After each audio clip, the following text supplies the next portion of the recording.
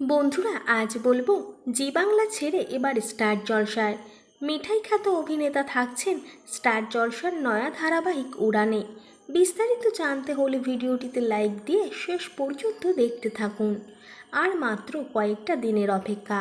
চলতি মাসে 27শে মে থেকেই স্টার জলসার পর্দায় শুরু হচ্ছে নতুন ধারাবাহিক উড়ান।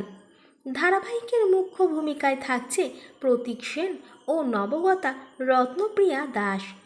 স্টুডিও পাড়া সূত্রে খবর, ধারাবাহিকের নায়কের দাদা হিসাবেই থাকছেন টেলিপাড়ার পরিচিত মুখ। দীর্ঘ 6 বছর পর স্টার জলসার পর্দায় ফিরছেন তিনি। অভিনেতা এতদিন ব্যস্ত ছিলেন জি বাংলার একাধিক ধারাবাহিকের প্রজেক্ট নিয়ে।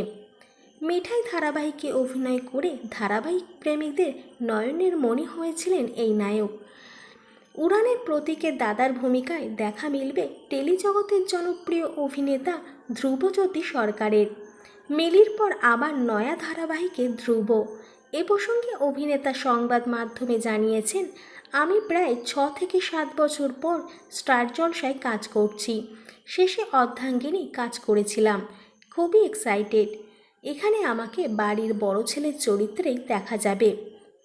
প্রসঙ্গত, স্টার জলসার আসন্ন ধারাবাহিকের গল্পে নায়িকা পূজারিনী। ফুলের দোকান চালায় সে। পূজারিনী দায়িত্বশীল, অন্যের দিকে সাহায্যের হাত বাড়িয়ে দেয়। অপরদিকে নায়ক মদ্যপ অবস্থায় পাড়ায় মস্তানি করে বেড়ায়। এক সময় ভালো ছাত্র ছিল সে, কিন্তু কোনো এক ঘটনায় বদলে দেয় তার জীবন। অতীত ভুলে কিভাবে পূজারিনীর হাত ধরে জীবনের মূল স্রোতে ফিরবে নায়ক, এই নিয়েই উড়ানের গল্প।